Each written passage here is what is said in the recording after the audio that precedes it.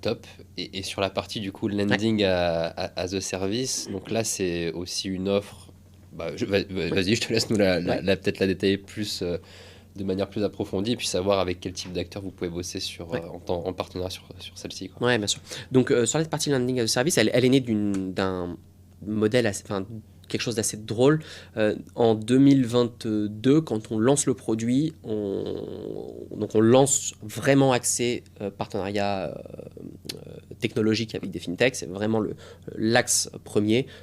Penny Lane, Malte, ce genre d'acteurs, c'est vraiment nos premiers partenaires.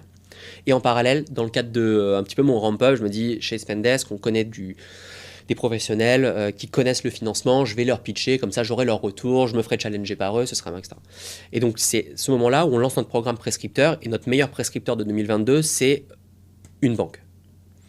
En fait, aujourd'hui, c'était une banque, ils avaient le chemin normal, c'était de proposer des financements du groupe à leurs clients, mais en fait, quand le groupe ne pouvait pas suivre le financement du client, la pire chose qu'ils pouvaient faire, c'est dire bah, désolé, en fait, on n'a pas de solution, allez voir une autre banque, peut-être qu'ils trouveront quelque chose. Et donc, du coup, cette banque-là, elle nous disait je préfère, et pour moi, ça fait sens de les envoyer chez Defacto parce qu'on leur rend un service, parce qu'on leur apporte de la valeur.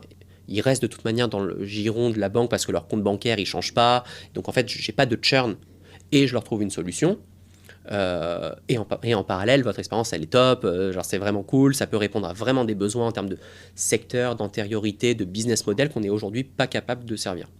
Et donc à partir de ce moment-là, on se dit, bon, bah, s'il y a bien un truc auquel je ne m'attendais pas, c'est qu'on ait des intros d'une banque pour faire du financement. C'est quand même très contre-intuitif.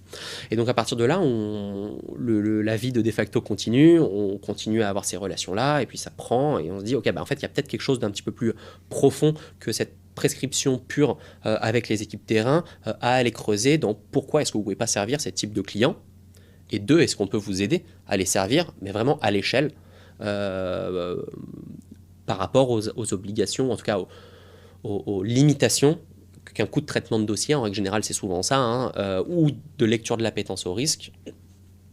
Comment est-ce qu'on peut vous aider là-dessus? Et donc l'offre de landing as a service, pour répondre à tes questions enfin, c'est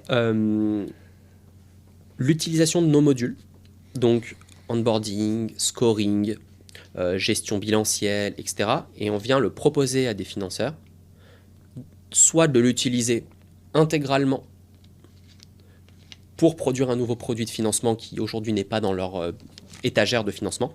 Et donc en gros, ils utilisent la technologie et toute l'expérience client de facto en marque blanche cette fois-ci